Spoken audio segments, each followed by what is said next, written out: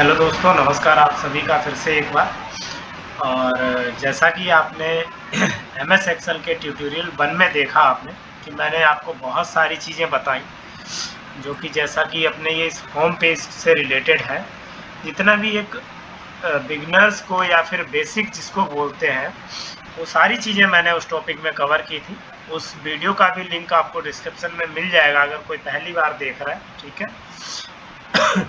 और बाकी अगर आप ऐसे ही कंटिन्यू सारे वीडियोस देखेंगे, जिसमें कि मैं ऐसे ट्यूटोरियल 1 पार्ट 1 पार्ट 2 ऐसे करके डालूँगा, तो उसमें काफ़ी अच्छा रहेगा। आपको सीखने के लिए बहुत सारी चीज़ें मिलेंगी और एक तरीके से आपको एमएस एक्सेल का जो है वो कंप्लीट कोर्स की जानकारी आपको मिल जाएगी और आप उससे एक बेसिक तरीके से एक्सेल पे काम कर सकते हैं। आप अगर कोई आपसे पूछता है कि क्या आपको एमएस एक्सेल पे काम करना आता है, तो बिना डरे आप उसको तुरंत जवाब दे सकते हैं कि हाँ, मैं एमएस एक्सेल पे काम कर सकता हूँ, ठीक है।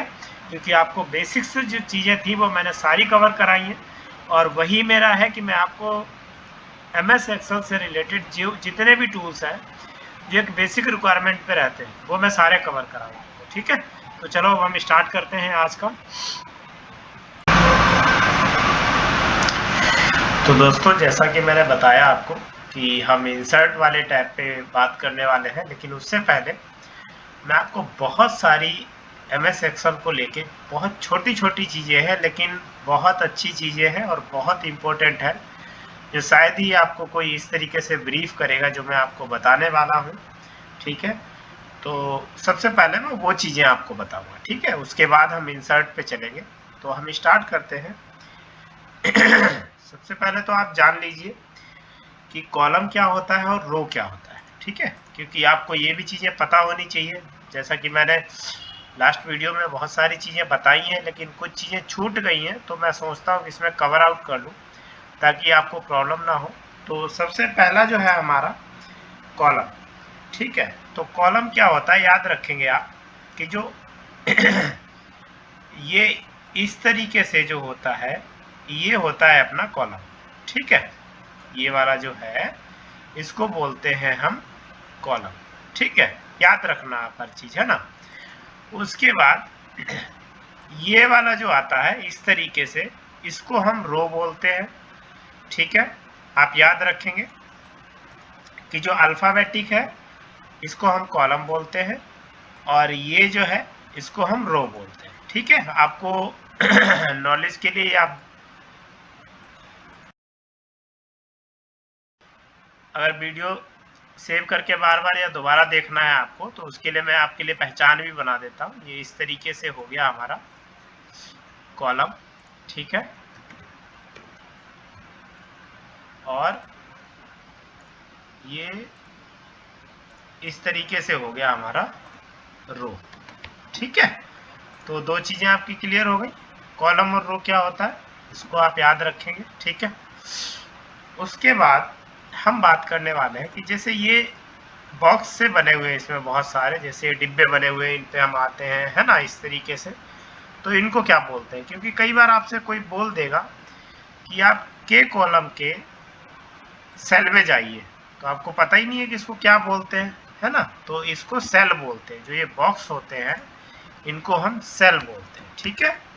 याद रखें, याद रखना प्लीज ये चीज। और अगर आपको समझाने का तरीका और आपको ये जो चीज़ें मैं बता रहा हूँ ये अच्छी लग रही है, तो प्लीज़ लाइक और कमेंट और सब्सक्राइब करना बिल्कुल ना भूलें। क्योंकि बहुत टाइम देकर और बहुत सोच समझ के लिए आपके लिए फिर ये मैं वीडियो बनाता हूँ कि कौन सी ऐसी चीज़ें मैं बताऊँ जो आपके माइंड से स्किप ना हो, ठीक है। तो अभी हमने बात कर ली कॉलम क्या होता है, रो क्या होता है और सेल क्या होता है, ठीक है। ये चीज़ आप ध्यान रखेंगे प्लीज़। उसके बाद क्या है कि मैं आपको बताता हूँ कि अगर जैसे ये कॉलम है हमारा, है ना, और इसका जो साइज दिख रहा है आपको कुछ इस तरीके से, इतना साइज दिख रहा है। अगर आपको इसको बड़ा करना है कॉलम के साइज को, तो पता है क्या करना है आपको, याद रखना। आपको कहाँ आना है, यहाँ पे ऊपर। और जैसे ही इस तरीके का कुछ एरो बनता है,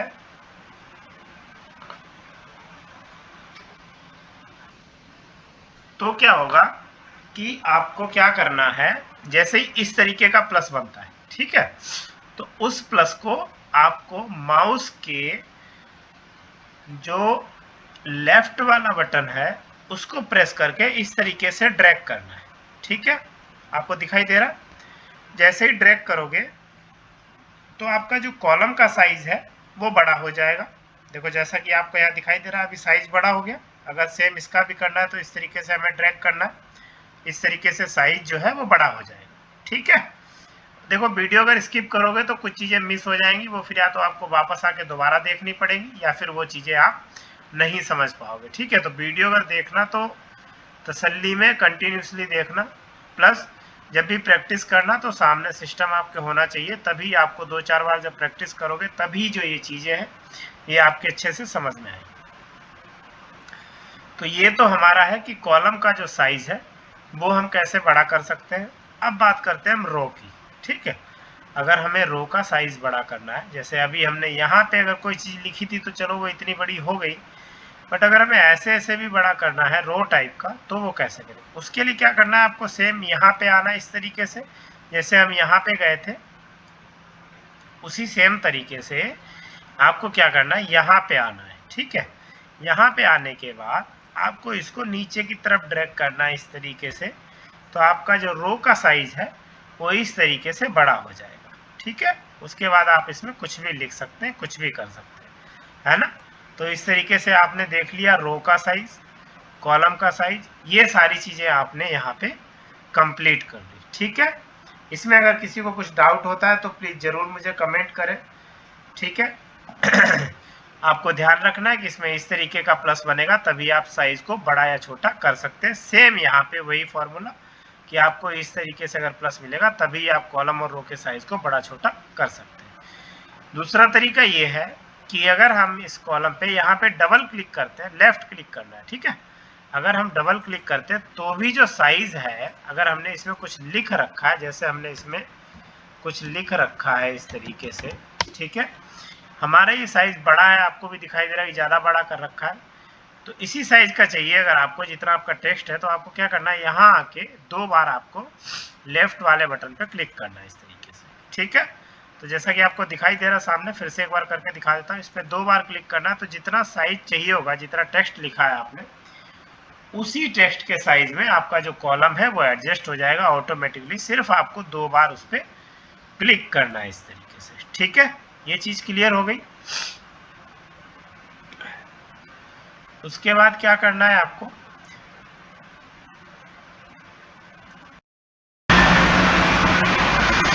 इसके बाद क्या है कि आपको एक दो चीज़ें और है वो बताता हूँ।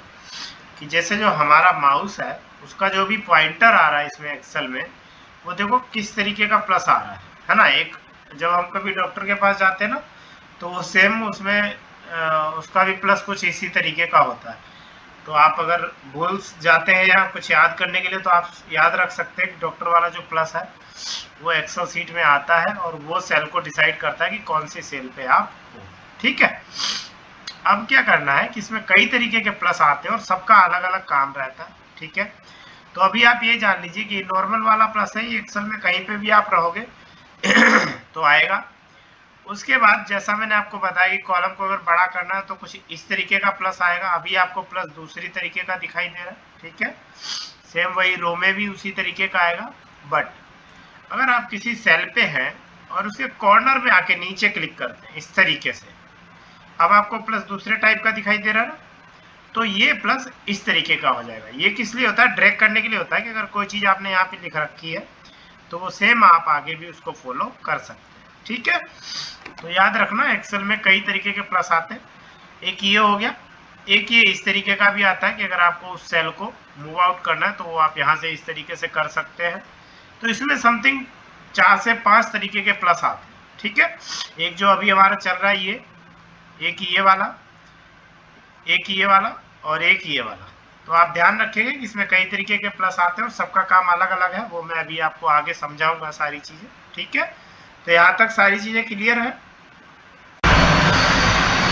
अब क्या है कि जैसा कि आपको यहाँ पे नीचे दिखाई दे रहा होगा, जो आपके पास ये स्क्रीनशॉट है, इसमें आपको दिखाई दे रहा होगा कि जो आपकी एरो की होती है सिस्टम में, वो एक्सेल में बहुत यूज़ आती है। क्यों? क्योंकि उससे क्या है कि हम अपनी सेल का जो लोकेशन है वो हम चेंज कर सकते हैं, इधर उधर जा सकते हैं, एक तरीके से मूव कर सकते हैं, है ना।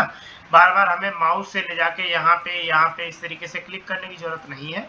जैसा कि आप यहाँ पे डी कॉलम में है, मैंने माउस साइड में कर दिया। अभी क्या करना है, जो आपके सिस्टम में एरो की है, जो 4 की होती है, लेफ्ट राइट अप डाउन, देखो उन्हीं का मैं यूज करूंगा। अभी जैसे मैंने लेफ्ट वाला प्रेस किया है तो लेफ्ट की तरफ आ गया, राइट वाला करेंगे तो राइट की तरफ आ गए, डाउन वाला करेंगे तो डाउन की तरफ आ गए, अप वाला करेंगे तो इस तरीके से अप की तरफ आ गए। ठीक है, तो ये हमारा जो है MS एक्सेल में हम एरो की का भी यूज इस तरीके से कर सकते हैं। किसी भी सेल में जाने के लिए हम सिंपल एरो को इधर उधर up down left right press करके जा सकते हैं। ठीक है, ये क्लियर है। देखो जो चीजें आपको समझ में आ रही हैं अच्छी बात है, लाइक कमेंट शेयर करना और सब्सक्राइब करना बिल्कुल ना भूलना। लेकिन जो चीजें आपको नहीं समझ में आ रही है वो मुझे कमेंट करके जरूर पूछना है ना, ताकि अगर बाई चांस मैंने कोई चीज मिस कर रखी है तो मैं दोबारा उसका रिवीजन करा दूंगा और वो चीज आपके समझ में आ जाएगी। ठीक है, उसके बाद क्या करना है, जैसा कि मैंने यहाँ पे इस सेल में लिख रखा है, मैंने इस तरीके से, ठीक है, इस तरीके से मैंने इस सेल में एक नाम लिख रखा है। अब मैं क्या करता हूँ, इसमें आगे फर्स्ट नेम लिख रखा है, सेकंड नेम और लिखना है, जिसे बोलते हैं लास्ट नेम। तो मैं क्या करूँगा, इस पे जाके और फिर से शुरू कर दूंगा लिखना। जैसे मैंने सिंह लिख दिया तो क्या हुआ कि जो पहले नाम लिखा था अर्पिता वो चला गया और अभी सिंह रह गया। क्यों? क्योंकि MS एक्सेल में अगर किसी सेल पे भी आप काम करते हो तो उसमें आपको क्या है कि डबल क्लिक करके दोबारा वहां पे जाना पड़ेगा, तब जाके आप उस सेल में एडिट कर सकते हो। ठीक है, तो जैसा कि यहाँ पे आपको दिखाई दे रहा, अब मुझे क्या करना है, यहाँ पे माउस लाके लेफ्ट वाला जो बटन है माउस का उसको 2 बार क्लिक करना है। उसके बाद हम इसमें कुछ भी लिख सकते हैं, इस तरीके से कोई दिक्कत नहीं होगी। सारी चीजें जो है वो हमारी इस तरीके से आ जाएगी। ठीक है, दूसरा तरीका एक और है, वो भी बता देता हूँ। जैसे मैंने इसमें लिख रखा है रोशन, अब मुझे इसमें कुमार और ऐड करना है, तो मैं डबल क्लिक ना करके उस सेल पे जाके और मुझे क्या करना है, F2 प्रेस करना है। जैसे ही मैं F2 प्रेस करूंगा तो कर्सर जो है वो हमारा ब्लिंक करने लगेगा, जैसा कि आपको अभी दिखाई दे रहा है। कर्सर आपका जो है, जैसे ही मैंने F2 दबाया तो कर्सर जो है हमारा वो ब्लिंक कर रहा है, यहाँ पे आपको दिखाई दे रहा है। जब तक ये कर्सर सेल में ब्लिंक नहीं करेगा तब तक आप उस सेल में कोई भी एडिटिंग नहीं कर सकते। ठीक है, ये चीज ध्यान रखना। तो आपको अगर उस सेल में पहले से ही कुछ लिखा है और अगर उसी सेल में आपको काम करना है तो फर्स्टली आपको या तो माउस का लेफ्ट जो बटन है वो उस पर डबल क्लिक करना है, और या फिर क्या करना है, आपको F2 जो की है वो प्रेस करनी है, तो आपका जो कर्सर है वो उस सेल में ब्लिंक करने लगेगा और उसके बाद आप उस सेल को कंटिन्यू कर सकते हैं। ठीक है, चीजें अगर अच्छी लग रही हो तो लाइक तो जरूर ही कर दें। ठीक है, उसके बाद एक चीज और आती है इसमें कि जैसे क्या है कि हमारा अभी हम इस सेल में हैं और अगर हमें इधर जाना है आगे की तरफ तो हमें क्या करना है, टैब वाला जो एक सिस्टम में आपके बटन होगा टॉप कॉर्नर में होता है लेफ्ट साइड, उसको अगर आप प्रेस करते रहेंगे तो आपका जो सेल है वो नेक्स्ट फॉरवर्ड होता रहेगा, यानी आगे की तरफ इस तरीके से आप पहुंचते रहोगे। ठीक है, ये जो मैंने इस तरीके से टैब को यूज किया है ये सेल को आगे बढ़ाने के लिए होता है। ठीक है, उसके बाद हमारे सिस्टम में एंटर का बटन है, एंटर दबाने से हम नीचे की तरफ आ जाएंगे, जितना भी एंटर दबाएंगे हम नीचे की तरफ आते रहेंगे इस तरीके से। ठीक है, समझ में आ रही है चीजें? एरो बटन का यूज मैंने आपको बता ही दिया, ऊपर नीचे लेफ्ट राइट के लिए हो जाता है। ठीक है, उसके बाद अगर आपको एरो बटन मान लो कि आपका काम नहीं कर रहा है, माउस आप यूज नहीं करना चाहते और आपको वापस आना है इस तरीके से, तो उसके लिए क्या करना है, आपको शिफ्ट वाला बटन और टैब वाला बटन प्रेस करेंगे तो आप वापस आ सकते हैं। ठीक है, शिफ्ट प्लस टैब वापस आने के लिए, टैब आगे फॉरवर्ड जाने के लिए, एरो की लेफ्ट राइट अप डाउन। ठीक है, तो ये सारी चीजें क्लियर है अभी।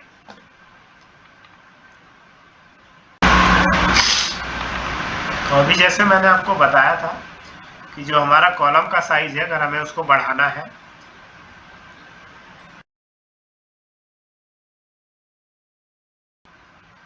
तो इस तरीके से हम यहाँ पे आके उसको बढ़ा सकते हैं। ठीक है, तो जैसा कि आपको यहाँ पे दिखाई दे रहा है, ये नाम लिखा हुआ है जो हमारी सेल से बाहर जा चुका है।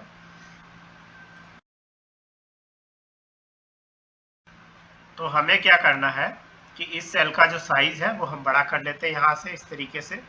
तो देखो हमने बड़ा कर लिया, तो हमारा जो नाम है वो एक ही सेल में आ चुका है। ठीक है, अब क्या करने वाले हैं हम,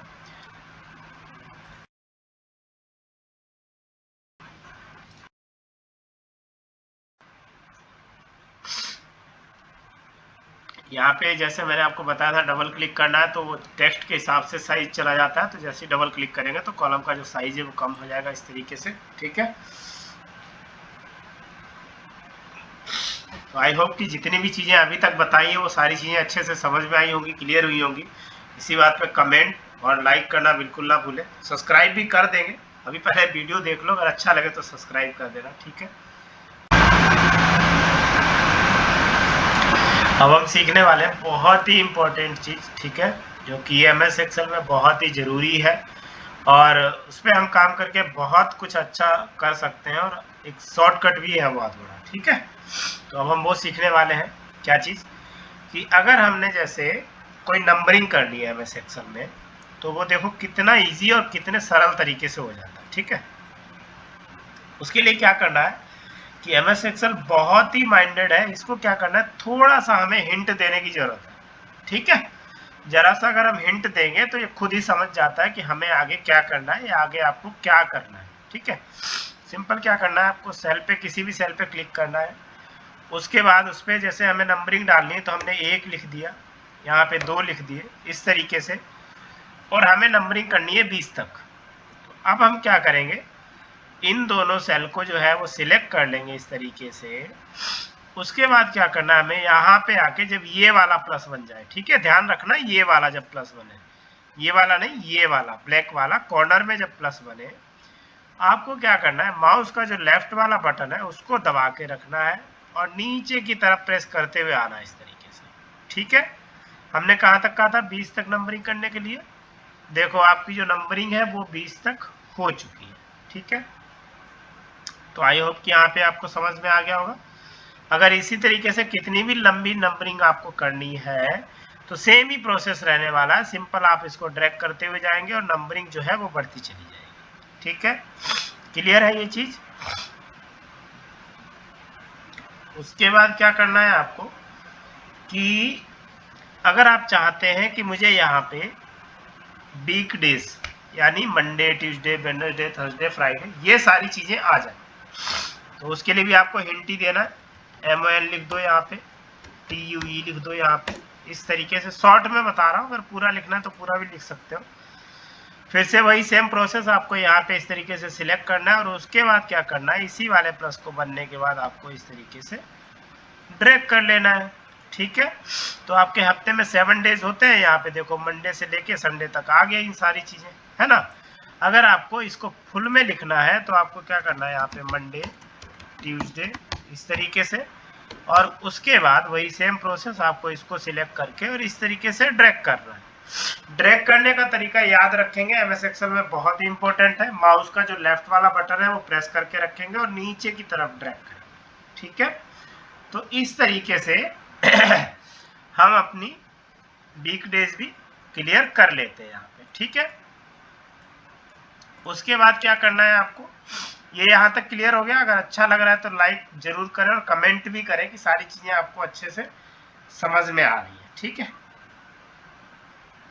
अब क्या करना है आपको, अगर आपको मंथ के नेम लिखने, जैन, फैब, इस तरीके से, तो आप इसी तरीके से करके लिख के, थोड़ा सा देखो हिंट देने की तो जरूरत है इसमें, है ना। हिंट देने के बाद ये जो है अपना काम खुद ही करने लगता है, आपको सिर्फ उसको रास्ता दिखाना है। बहुत अच्छे से समझा रहा हूँ, अगर वीडियो प्रॉपर देखोगे, मिस नहीं करोगे, तो आपको ऐसी चीजें समझ में आएंगी जो आप कभी भूलोगे नहीं। अब क्या करना है, मैं फिर से ये वाला प्लस बन गया, हमको इसको ड्रैग कर लेना है और पूरे जो हमारे 12 महीने होते हैं वहां तक हमको इसको ड्रैग कर देना है। तो आप देखेंगे 1 से लेके 12 तक हमारे जो मंथ है वो पूरे आ चुके हैं, जनवरी, फरवरी, मार्च, अप्रैल, मई, जून, जुलाई। ठीक है, तो पसंद आया ये चीज? फुल में लिखना है अगर आपको तो इस तरीके से आप लिख सकते हैं। ठीक है, और आपको क्या करना होगा, इसको सिलेक्ट करके इसी तरीके से आपको जो है वो ड्रैग करने की जरूरत है।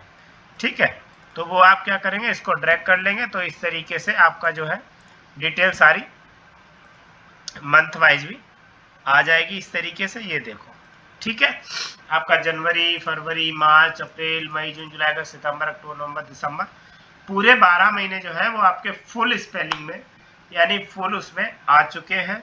कोई भी यहाँ पे डाउट या फिर कुछ ऐसा नहीं है, और सिर्फ आपने छोटा सा हिंट दिया था, आपको टाइप करने की जरूरत नहीं है, स्पेलिंग एरर की कोई मिस्टेक नहीं है, वो सारी चीजें ऑटोमेटिकली सेट है, सारी चीजें इसी तरीके से आ जाएंगी। ठीक है, तो ये हो गया हमारा नंबरिंग इस तरीके से, ये हो गया हमारा वीक डेज, ये हो गए हमारे अगेन वीक डेज। ठीक है, ये हो गया हमारा मंथ, अगेन मंथ।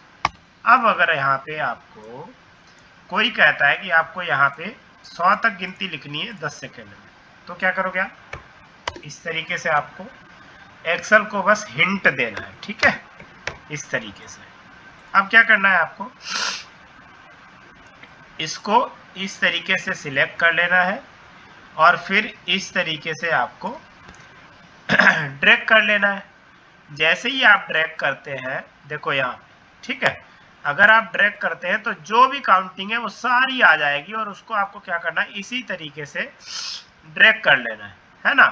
आप ड्रैग करते जाएंगे और जो आपकी काउंटिंग है वो 100 तक हो जाएगी इस तरीके से, जैसा कि आपके सामने है। ये देखो, सारी काउंटिंग आपकी यहाँ पे 1 से लेके और 100 तक आ चुकी है। ठीक है, ये देखो जैसा कि आपके सामने है, 1 से लेके और 100 तक आपकी जो काउंटिंग है वो यहाँ पे आ चुकी है। ठीक है, क्लियर है, सारी चीजें अच्छे से समझ में आई होंगी। अगर आई हैं तो प्लीज लाइक सब्सक्राइब करना बिल्कुल ना भूलें, लाइक तो जरूर करें, और जो भी चीजें पूछनी है वो कमेंट करें, डेफिनेटली आई आपको आपके साथ शेयर करूंगा और बताऊंगा कि कैसे वो चीजें कंप्लीट कर सकते हैं। ठीक है, तो ये चीज आपको समझ में आ गई। और बता देता हूँ एक चीज कि क्या है, ये वाला जो सिस्टम है यहाँ पे, इसको बोलते हैं फॉर्मूला बार। ठीक है, इसको बोलते हैं फॉर्मूला बार, और इसको बोलते हैं हम नेम बॉक्स। जैसा कि यहाँ पे लिख के आ रहा है नेम बॉक्स, तो इसको हम बोलते हैं नेम बॉक्स, और इसको हम बोलते हैं फॉर्मूला बार। नेम बॉक्स इसको क्यों बोलते हैं कि देखो अभी हम F कॉलम में 12 रो में है, तो ये बता रहा है कि आप F12 में हो। फॉर्मूले में अक्टूबर बता रहा है कि आपके फॉर्मूले के हिसाब से अक्टूबर आया हुआ है यहाँ पे। ठीक है, तो ये क्या है कि इस तरीके से आपका ये काम करता है, तो इसलिए ध्यान रखना, इस टैब को हम फॉर्मूला बार बोलते हैं, इसको हम नेम बार बोलते हैं, नेम बॉक्स बोलते हैं। ठीक है, ये भी चीज क्लियर हो गई है आपको। तो यहाँ तक आई होप कि आपको सारी चीजें अच्छे से समझ में आई होंगी बिना किसी डाउट के। अगर फिर भी कोई डाउट रहता है तो जरूर कमेंट करें, और जब तक आप लोग पूछोगे नहीं तब तक मैं कैसे आपके हिसाब से, आपकी रिक्वायरमेंट के हिसाब से आपको चीजें शेयर करूँगा। ठीक है, तो यही है मेरा कि मैंने कहा आपको बता दूं चीजें कि इस तरीके से हम कर सकते हैं। अगर वीडियो अच्छा लगा हो तो लाइक सब्सक्राइब करना बिल्कुल ना भूलें। अब इसके बाद हम देखेंगे कि इंसर्ट में क्या हम स्टार्ट कर सकते हैं। ठीक है, तो वो चीज़ अब हम इंसर्ट पे आके और अब हम इस पे काम करना शुरू करते हैं। ठीक है, आगे आप देखिए कंटिन्यूसली, और बाकी इसी तरीके से आपको MS एक्सेल के ट्यूटोरियल पार्ट 1, 2, 3 इसी तरीके से पूरा MS एक्सेल आपको कंप्लीट कराऊंगा। और जाते जाते फिर से बोलूँगा कि अगर अभी तक चैनल को लाइक सब्सक्राइब नहीं किया तो ज़रूर करें। एक चीज़ और आपको ध्यान रखनी है, जब भी आप MS एक्सेल पे या किसी भी कंप्यूटर की फाइल पे काम करते हैं तो आपको क्या ध्यान रखना है कि उस फाइल पे काम करने के बाद आपको सेव भी करके रखना है उसको, है ना। पहली बात तो ये है कि आप जैसे ही थोड़ा काम कर लेते हैं उस फाइल को जरूर सेव करें। बिना सेव किए अगर आप कितना भी काम करते रहेंगे और अचानक से अगर आपका पावर शट डाउन हो जाता है या फिर कोई कुछ भी मिस्टेक हो जाती है तो आपका जितना भी आपने काम किया है वो सारा बेकार हो जाएगा और आपका सारा टाइम वेस्ट चला जाएगा। ठीक है, तो कुछ छोटी छोटी चीज़ें हैं वो भी मैं बता देता हूँ। कुछ सिंबल्स बने हुए हैं, जैसे कि आप ये सबसे पहला वाला सिंबल देख रहे हैं यहाँ पे, जहाँ पे मेरा माउस है, इसको हम बोलते हैं सेव। ठीक है, कभी भी आप कोई काम करेंगे और उस काम करने के बाद आपको क्या करना है, इस पे क्लिक कर देना है सिंपल इस तरीके से, तो जो भी आपने फाइल पे काम किया है वो सेव हो जाएगा। ठीक है, उसके बाद आपको यहाँ पे लास्ट में 3 सिंबल दिखाई दे रहे होंगे। एक ये माइनस का है, इसको मिनिमाइज बोलते हैं, इससे जो फाइल है वो छोटी हो जाती है थोड़ी सी। ये वाला मैक्सिमाइज का है, ठीक है, और ये जो क्रॉस है, इससे हम फाइल को बंद कर सकते हैं जिस फाइल पे भी हम काम करें। ठीक है, तो आई होप कि ये चीज़ें क्लियर हो गई होगी आपको। बहुत छोटी छोटी चीज़ें हैं, लेकिन अगर आपको नहीं पता है तो आपके लिए बहुत बड़ी चीज़ें हैं। ठीक है, तो मेरा मेन मोटिव ये है कि आपको इस तरीके से समझाऊं कि आपको दोबारा, मतलब जब भी आप MS एक्सेल पे आएंगे तो मेरी सारी बातें याद आएंगी और उसी तरीके से आपको सारा काम याद आ जाएगा कि किस तरीके से आपको ये काम करना है। ठीक है, तो अभी क्या करना है आपको, मैंने सेव बता दिया है, मिनिमाइज, मैक्सिमाइज और फाइल को क्लोज करना बता दिया। ठीक है, अब हम चलते हैं हमारे नेक्स्ट टूल पे जिसका नाम है इंसर्ट। ठीक है, यहाँ पे इंसर्ट पे जैसे ही आएंगे आप, तो कुछ बेसिक सी रिक्वायरमेंट है वो मैं सिर्फ आपको बताऊंगा, क्योंकि बाकी बहुत सारे टूल्स हैं वो एडवांस लेवल के हैं, उनको आप जैसे जैसे धीरे धीरे काम करेंगे तो वो सारी चीज़ें आपके प्रैक्टिस में आ जाएंगी। ठीक है, बाकी उन पे भी वीडियो बनाऊंगा, बट अभी जो है एक मतलब ये वाला प्रोसेस चल रहा है कि हाँ MS एक्सेल पे आपको सारी चीज़ें पता होनी चाहिए। ठीक है, तो अभी हम इंसर्ट पे आ चुके हैं। इंसर्ट पे आने के बाद आपको यहाँ पे सबसे पहला ऑप्शन दिख रहा है पाइवट टेबल का। ठीक है, बहुत जगह ये टेबल जो है इसका काम हमें करना पड़ता है।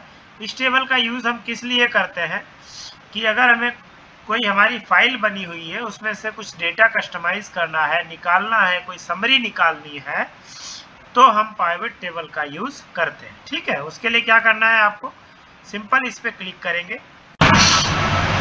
तो जैसे ही आप क्लिक करेंगे तो क्या होगा कि ये पूछेगा कि सिलेक्ट टेबल और रेंज। ठीक है, याद रखना, बहुत अच्छे से देखना क्योंकि काफ़ी इंपॉर्टेंट टॉपिक है पाइवट टेबल। अब ये पूछ रहा है यहाँ पे, आपको ये कह रहा है कि आपने टेबल की जो रेंज है वो सिलेक्ट करो, किस रेंज में आपको पाइवट टेबल यूज़ करनी है। ठीक है, तो हम क्या करते हैं, ये जो हमारी टेबल, तो जैसा कि आप सामने देख रहे हैं, मैंने क्या किया, ये वाली जो टेबल है इसको मैंने सिलेक्ट कर लिया। अब क्या है कि मैंने डेटा इसको दे दिया है कि मुझे इसी टेबल से जो डेटा है वो निकालना है। ठीक है, अब क्या पूछ रहा है, choose where are you want pivot table report to be placed. ये पूछ रहा है कि आपको जो अभी जिस सीट पे काम कर रहे हो इसी टेबल पे आपको पाइवट टेबल का डेटा चाहिए या फिर कोई नई सीट पे चाहिए आपको। ठीक है, तो मुझे इसी सीट पे चाहिए, इसलिए मैं एग्जिस्टिंग वर्कशीट पे क्लिक रहने देता हूँ। उसके बाद ओके पे हमें क्लिक करना है। दोनों चीज़ें क्लियर है, ये हमारी फाइल का सिलेक्शन है, ये हमारी पाइवट टेबल की लोकेशन का सिलेक्शन है। ठीक है, अब हम क्या करते हैं, ओके पे क्लिक करते हैं। जैसा कि आप देख रहे हैं जैसे ही हमने ओके पे क्लिक किया तो क्या हुआ कि हमारी जो पाइवट टेबल है वो बन के आ चुकी है। ठीक है, ये साइड में आप देखेंगे तो यहाँ पे पाइवट टेबल फील्ड्स, ये सारी चीज़ें यहाँ पे आ चुकी हैं। देखो जो भी हमारे कॉलम है उनकी सारी डिटेल्स यहाँ पे आ चुकी है, जैसे name, location, mobile number, address, quantity, vehicle number, इतने हमने कॉलम बना रखे हैं अपनी सीट में, उसी हिसाब से आ गए। अब क्या करना है आपको, इसको फिल्टर करना है कि आपको क्या डेटा निकालना है। ये देखो ये वाला जो डेटा है ना ये बहुत कम है ना, बहुत कम है, इसमें आपको ऐसे ही दिख जाएंगे सारी चीज़। बट आपको क्या करना है कि ये वाली जो चीज़ें हैं ये आपको यहाँ पे जो डिटेल्स दे रखे हैं ना, कॉलम दे रखे हैं, ये आपको फिल्टर करने के लिए यहाँ पे लाने पड़ेंगे। क्या आपको फिल्टर करना है, ठीक है, तो मैं कहता हूँ मुझे नेम लेने हैं। ठीक है, तो मैं नेम ले लेता हूँ इस तरीके से। यहाँ पे देखो जितने नाम है इसमें 4 ही नाम है, आपको ये 9 लिस्ट दिखाई दे रही है लेकिन नाम 4 ही है, रिपीट हो रखे हैं, इस वजह से इसने 4 ही नाम उठाए हैं। अब मुझे क्या लेना है, इनका सबका मोबाइल नंबर लेना है। इस तरीके से मैं वैल्यू में मोबाइल नंबर ले लूँगा। तो जैसे ही मैं मोबाइल नंबर के लिए आता हूँ तो इस तरीके से इनका मोबाइल नंबर आ जाएगा। ठीक है, यहाँ पे उसके बाद अगर मुझे इनका लोकेशन या गाड़ी नंबर लेना है तो इनके नाम के सामने गाड़ी नंबर आ जाएगा। आपको ध्यान रखना है कि जो चीज़ें आप सिलेक्ट करोगे वो आपको इस तरीके से सिलेक्ट करनी है। तो यहाँ पे देखो व्हीकल नंबर इनका जो था वो आ गया यहाँ पे, देखो इस तरीके से, ठीक है। अभी अगर हम इसको यहाँ उठा के लाते हैं तो क्या होगा कि जो बंदा है उसके नाम के सामने वही व्हीकल नंबर आ जाएगा। जैसे अमित है, अमित के सामने मैंने 78HR0U डाला हुआ है, गाड़ी नंबर सबका सेम ही है तो वही आ जाएगा उस तरीके से सबके नाम के सामने, और काउंट आ जाएगा गाड़ी का कि किसके पास कितनी गाड़ियाँ हैं, ठीक है। तो ये सारी डिटेल्स है। इस तरीके से अगर हम ट्रांसपोर्ट का डेटा बनाना चाहें तो हम बना सकते हैं कि किस बंदे के पास कितनी गाड़ी है, कितने पैसे जा रहे हैं। सिंपल, कुछ नहीं करना आपको, पाइवट टेबल इस तरीके से ओपन करनी है और उसके बाद क्या करना है, आपको इस तरीके से डेटा उसमें फिल्टर करना है, ठीक है।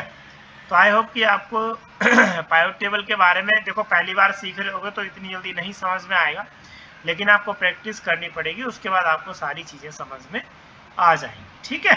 तो इस तरीके से हम पाइवट टेबल का यूज़ कर सकते हैं, उसमें बढ़िया से सारा जितना भी डेटा है वो फिल्टर कर सकते हैं, नेम वाइज कैटेगरीज जो भी आपने दे रखी हैं उस हिसाब से आप उसका फिल्टर कर सकते हैं, ठीक है। तो पाइवट टेबल को अब हम यहीं पे क्लोज करते हैं। उसके बाद हमारा आता है टेबल, ठीक है। इसका क्या करना होता है कि अगर हमने कोई सीट बना रखी है या कोई टेबल बना रखी है तो उसमें अगर हमें फिल्टर करना है, सॉर्ट करना है, तो उसके लिए सिंपल हम क्या करेंगे, इस टेबल को सिलेक्ट कर लेंगे और उसके बाद इस पर क्लिक करेंगे। तो जैसे ही आपके सामने, जैसे ही आप टेबल पे क्लिक करते हैं तो कुछ ये इस तरीके का पेज आ जाएगा। आपने टेबल अगर सिलेक्ट कर रखी है और उसके बाद क्या करेंगे, आप यहाँ से इसको फिल्टर कर सकते हैं। जैसे अमित का डेटा चाहिए आपको तो आप क्या करेंगे, सिर्फ अमित पे क्लिक करेंगे, इस तरीके से अमित का ही डेटा है, ठीक है। और इस तरीके से फिर से सब पे क्लिक कर लेंगे तो सारा जो डेटा है वो आपका आ जाएगा और इस तरीके से आप उस डेटा पे काम कर सकते हैं, ठीक है। तो ये था हमारा टेबल का सिलेक्शन। अगर हम टेबल पे क्लिक करते हैं तो इस तरीके से डेटा आ जाएगा हमारा, ठीक है।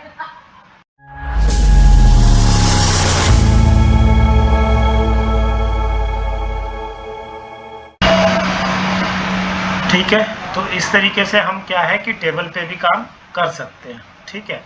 बाकी इसमें जो भी चीज़ें दे रखी हैं, जैसे पिक्चर दे रखा है तो अगर आपको इसमें पिक्चर पे क्लिक करेंगे तो क्या है कि अगर आपको किसी की फ़ोटो इंसर्ट करनी है तो वो आप यहाँ से कर सकते हैं, ठीक है।